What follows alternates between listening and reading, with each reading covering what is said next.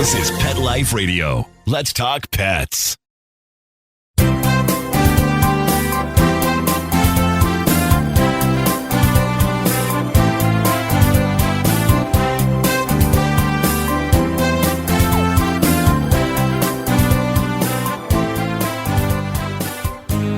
Good morning, good afternoon, whatever happened to be this lovely day, at least lovely here in Los Angeles, even though it rained like crazy on Thursday and Friday.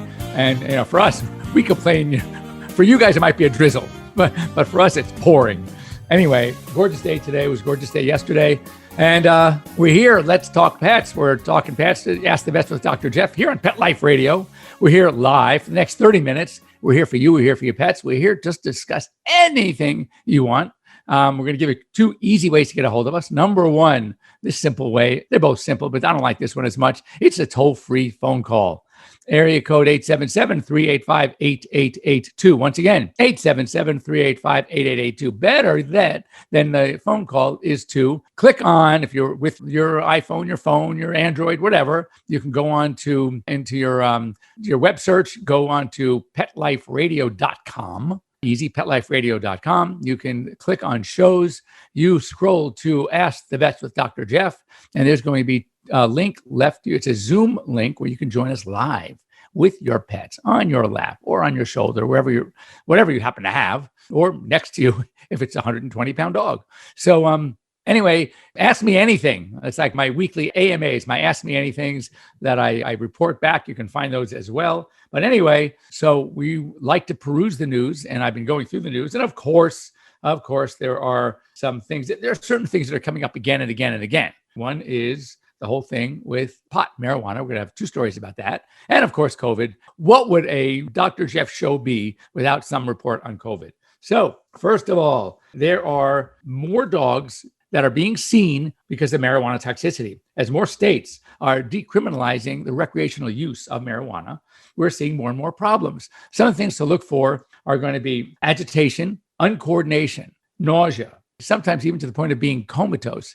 Two rare, very rare instances, just so you don't totally freak out, are of death. And those were because of pot butter. Apparently, pot butter is one of the most concentrated forms of the pot. And of course, in the pot, the problem is the THC. So one thing we don't see in dogs, well, I shouldn't say we don't see it. We see it with my Labrador. I see it all the time, 24/7, and that's munchies. So dogs don't seem to get the munchies because of marijuana. They get the munchies because they're dogs, and you put food in front of them. Like I say, if I want a clean coffee table, if I, at the end of having some people over and I just want to clean up and there's all this leftover stuff on the coffee table, I just call my lab into the room and he'll take care of that for me in no time.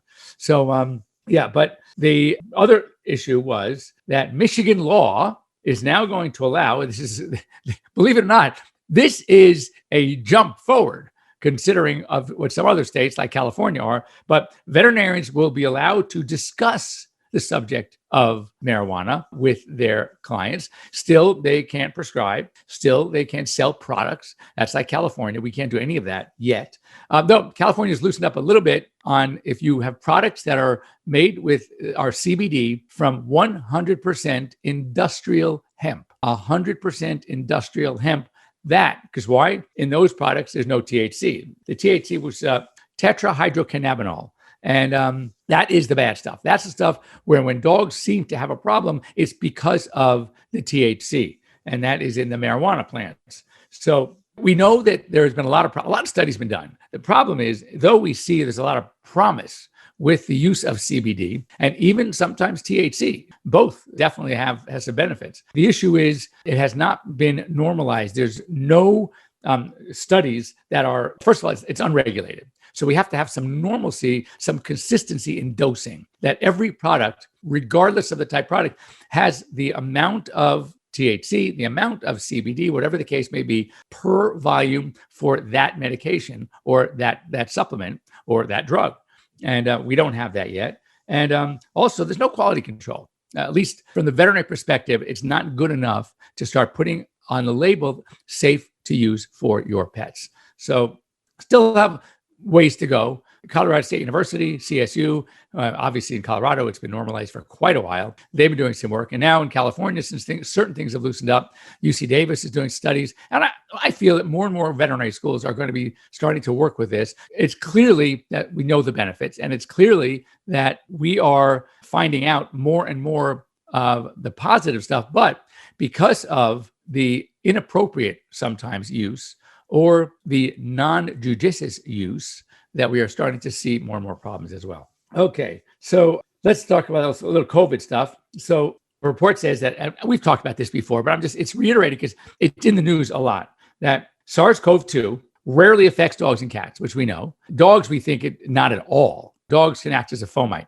Cats, however, can show some signs of the disease. We'll get to a story in a minute. But the risk of humans being infected by their pets is so unlikely. In a case, it's almost nil. However, when it comes to cats, humans can transmit the virus to cats. And the story here is, interestingly, there are 2 more cats that are reported. Up to now, there are like 54 cases of COVID-19 in a cat. A house cat in Arkansas and a tiger at a Minnesota refuge recently tested positive. Both are doing okay. So minor signs of illness. They're both fine. And in both cases, we know that the infection came from their people. It was a zookeeper at the refuge, and it was the owners and the cat. So the only recommendation I can give you, not to protect you, it's too late, you already have it, but if you have it, for however you got it, then you want to try to avoid, if you have cats, try to avoid too much cuddling, direct contact with your cats, because cats can get it. As I said, it's not been shown where they can then transmit it to somebody else in the household. You can, but they can't. But interestingly, I would stay away from your cats if you or anybody else in the household has tested positive for COVID. I don't know how many of you out there were able to get vaccines yet. I already had my first. I'm getting on the 14th. In 2 weeks from now, I'm getting my second. You have to wait on the Pfizer vaccine, you have to wait 3 weeks. And actually, I just heard from our producer, Mark, that a congressman was tested positive after his second dose of vaccine. He's asymptomatic, which leads me to believe, and again, I don't know enough about it. It was just a quick story, that when you're giving a vaccine, you're giving antigen. You're actually giving the enemy. And it's in an attenuated form, but it's there. So I'm wondering if, depending on which test it was, were they just getting a positive because of the vaccine, which was recently on board? I know, depending on the vaccine, how it's made, how it's manufactured, and what you're testing, whether it's the PCR, looking at proteins, whether it's the antigen in itself, which I don't know, then you could get false positives. In fact, we always say don't test an animal right after a certain vaccine because they're going to show positive. So I don't know enough about this story with this congressman, but it was the Pfizer vaccine apparently. And I've heard, which is why I was happy when I signed up. I opted. Well, I didn't really have an opt. I opted for a location, and that location happened to be given the Pfizer. And from my understanding, right now, that is the safer vaccine. So with a higher degree of success. So who knows? He could have had it already before the vaccine, and it just was kind of just there. And all of a sudden, it started maybe showing signs. I don't even know why he got tested if he's asymptomatic. But then again, when I had it, I got tested. I was asymptomatic and only tested because the hospital I'm at, a couple of people got it. They wanted everybody to get tested. So I got tested. I was fine. And I was fine throughout the whole thing, but who knows? Okay. A couple of weeks ago, we reported about a recall of food. Fortunately, we have not had many food recalls in a while, but this one was about 20 some odd dogs had been sick or died. I think 11 died, 24 were sick from Sport Mix pet food. I've never heard the brand, so I can't tell you much about it. Now, it's at least 110 pets have died after eating this recalled food, and another 210 have been sick because of it. And the food they found contained high levels of aflatoxin. Now, aflatoxin is a toxin coming from a mold, Aspergillus. A couple of species of Aspergillus mold can produce aflatoxins. And when they get to a certain high percent, they are not only toxic, but clearly deadly. People too, by the way. And anyway, it's so interesting when I was reading up on this, that there is and we're talking people foods now too. Aspergillus is common, and it is allowed, because it comes in crops, it attacks crops up to I think it's 20 parts per million. It's still safe to feed to people. So just so you know, and I'm sure you know this already, but we probably are eating toxins all the time. And it's all dose related. It's concentration related. When you get past a certain point, then all of a sudden it becomes a danger. But in low levels, it doesn't hurt us at all. In fact, some might argue that in low levels, it's good because then your body is building up some sort of resistance and it might help you if you ever subjected to these higher levels. So I remember I knew a doc once that his kids, whenever someone around, this is back in the day, when measles and mumps and German measles, when he found out that a neighborhood kid had one of these diseases, he would bring his kids over to the house. He said, if you get the natural infection and you get it quick and you're young and you're healthy, you're probably immune for life. So anyway, very interesting. Here's one that I also like. I love hearing these. And we've promoted this all the time. We know the dangers of obesity. We know that over 50% of dogs and cats in the United States are overweight or obese. And yet they still are because people aren't doing anything about it. So we're gonna scare the you-know-whats out of you by telling you, and we've reported it before, that overweight pets don't live as long. Their lives are shortened, which means lean pets live longer than their overweight counterparts. Now, so we know that more than half. So lean dogs live longer. Why? Because being lean helps prevent and delay the certain diseases that are age-related, debilitating diseases, dangerous, like arthritis, like heart disease, degenerative joint disease, cancer, diabetes, organ failure, organ dysfunction. All of these seem to be, I can't say spared, but delayed, statistically significantly delayed because of being lean, staying lean. So anyway, that's something to keep in mind. Before we go to our next question, we have Gregory on the line. Gregory. Hello. Do you hear me? I can hear you now. Well, do you have a specific question about your pet? What's going on? So my dog has, it's like a form of, it's like a thyroid issue where she's really fat. Okay, hypothyroid probably. If it's a dog, because cats get hyperthyroid, dogs traditionally get hypothyroid. And how old is your dog? It's about 12 years old, a beagle. Okay, a beagle, good. And is he overweight? What are his symptoms? Overweight, yes. He is. Okay. Now, one thing that, and you may not have the answer, but I want you to check out the answer as we talk about hypothyroid conditions in dogs. Dogs also, actually more commonly than being truly hypothyroid, they get a condition called sick thyroid syndrome. What does this mean? That when you test a dog's thyroid level using the T4 test, it could be low, but not low because it's truly hypothyroid, low because of sick thyroid syndrome. So often when there's another problem going on with your dog, that your thyroid will be affected and not produce as much thyroid hormone, but only temporarily because of the underlying condition and not truly primary hypothyroid. There is another test, and this is what I want you to check with your doc and see if they did this test along with the thyroid to confirm whether or not that low T4 was real. And that is called a T4 by ED, equilibrium dialysis. If T4 by ED is normal, then your dog is not truly hypothyroid, but something else may be going on that could be contributing to that low T4. And of course, beagles, by the way, as my Labradors, are in that list of top 10 dogs that are overweight. So traditionally obese. So as I just reported about weight in dogs, it would be a really good idea to start doing what you can to reduce his weight. Plus at 12 years of age, and I'm sure because he was diagnosed as hypothyroid, he must have just had a recent blood work. So you might want to make sure that everything else checks out okay. Now, if the T4 by ED does come back low, then he is most likely has primary hypothyroidism, and that is relatively easy to treat with some thyroid supplement. So again, you want to talk to your doc about that. So check for the T4 by ED, and if that's low, we need to get you on some thyroid supplement. If it's normal, we need to start looking some other things that might be causing his regular T4 to be low. Okay? Okay, I appreciate that, Doc. Thank you. You can always reach me back at drjeff@petliferadio.com. I'd love to hear, what you find out, follow up, and maybe I can stick some 2 cents in there. All right? All right. I appreciate that. Thank you. All right. Thanks, Gregory. Take care. Anyway, we'll be back after these short messages. Don't go away.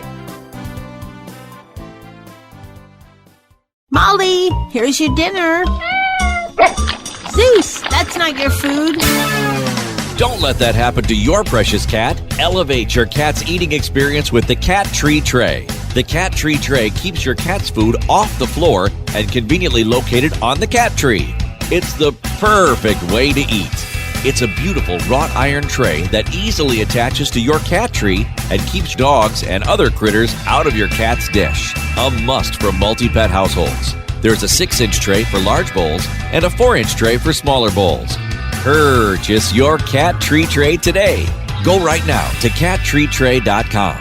That's cattreetray.com. cattreetray.com. Take a bite out of your competition. Advertise your business with an ad in Pet Life Radio podcasts and radio shows. There's no other pet-related media that is as large and reaches more pet parents and pet lovers than Pet Life Radio. With over 7 million monthly listeners, Pet Life Radio podcasts are available on all major podcast platforms. And our live radio stream goes out to over 250 million subscribers on iHeartRadio, radio.com, TuneIn, Stitcher, and other streaming apps. For more information on how you can advertise on the #1 pet podcast and radio network, visit PetLifeRadio.com/advertise today. Let's talk pets. Let's talk pets On Pet Life Radio. Pet Life Radio. PetLifeRadio.com.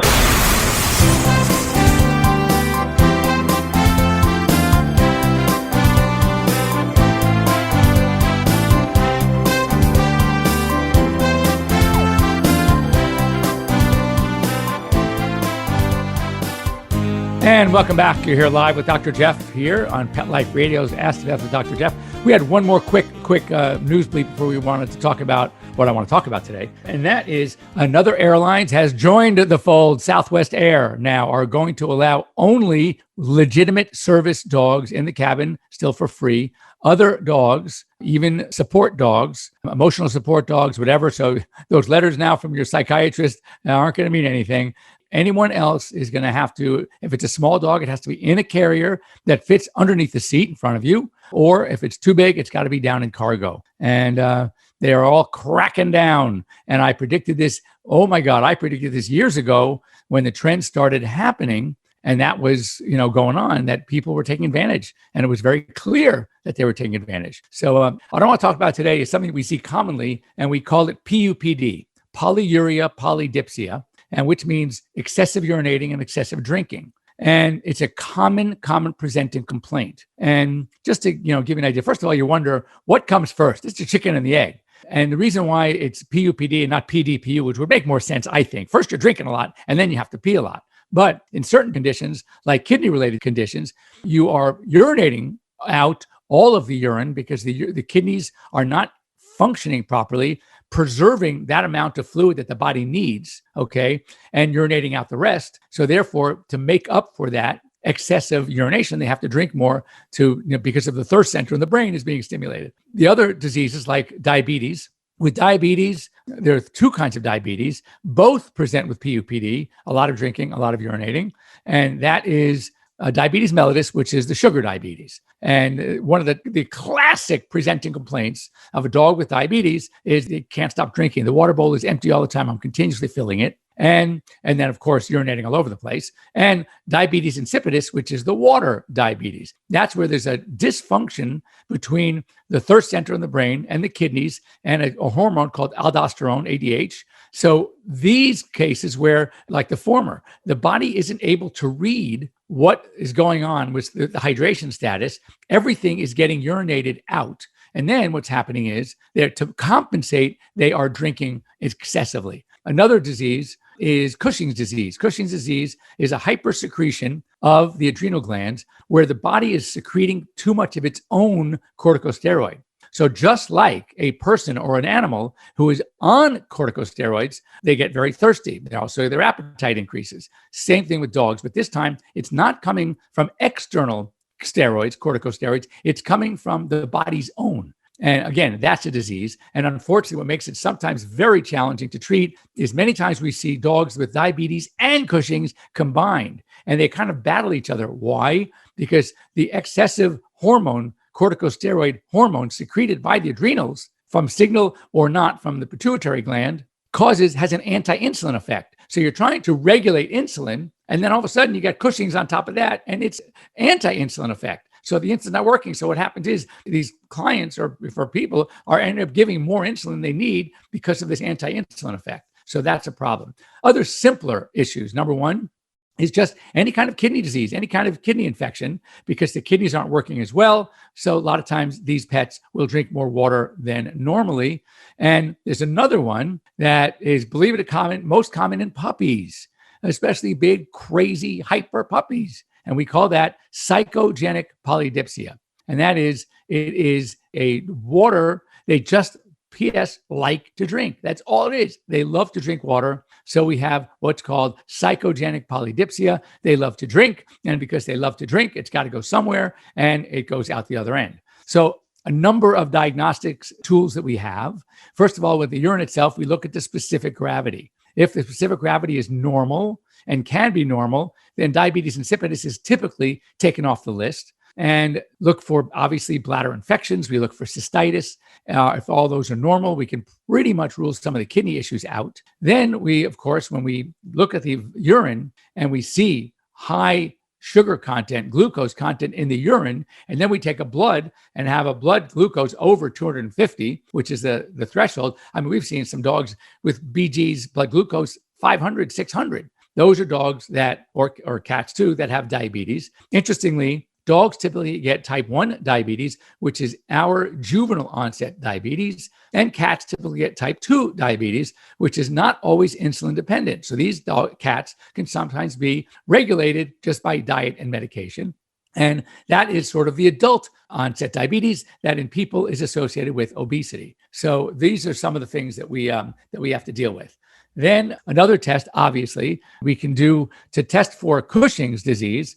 We have a test that we used to use an ACTH response test, and it's still used. That's an adrenocorticotropic hormone stimulation test. But we now like a test better, at least I do, called an LDDS, low dose dexamethasone suppression test. And that is dogs that have the normal dogs. If you give them a little bit of steroid, it will suppress their own secretion of their body's own steroid. Whereas dogs with Cushing's disease, they don't care how much steroid is on board, so they're still going to secrete. So what they do is you give a little, very, very, very low dose of corticosteroid called dexamethasone, and then typically a normal dog, their own secretion will suppress, of cortisol, body's own cortisol. Whereas dogs with Cushing's, they still are high, sometimes even higher, 8 hours after administration. Therefore, that usually is a sign that they have what we call diagnostic for Cushing's disease. So there are, as I see, a number of reasons for this PUPD. When you see it, if you see it, 100%, you need to see your doctor for some tests, your veterinarian, not your doctor, unless you have it too, but your veterinarian for some tests. And a diagnosis is often, I wouldn't say easy to make, but it can be made with the right testing, the right history, etc., and the right physical exam of your dog. Because Cushing's dogs, for example, also have other things about them physically that you can often recognize. So if your pet has it, then make sure you see your vet. That's all we have time for today. And Gregory, thank you very much for your question. Please let me know what happens with that thyroid. We will see you next week. Thanks for joining me here on Pet Life Radio's Ask the Vets with Dr. Jeff. We're here every Sunday morning, 9 a.m. in the West, noon in the East, and wherever you are in between. If you have any questions, you can always reach me at drjeff@petliferadio.com. That's Dr. Jeff at petliferadio.com. You can also reach me if you're not on the AirVet Telemedicine Network. Download AirVet, and you can always get a hold of me on AirVet as well. Thanks for joining me here, and we will see you guys next week. Have a great week, everybody. Let's Talk Pets, every week on demand, only on PetLifeRadio.com.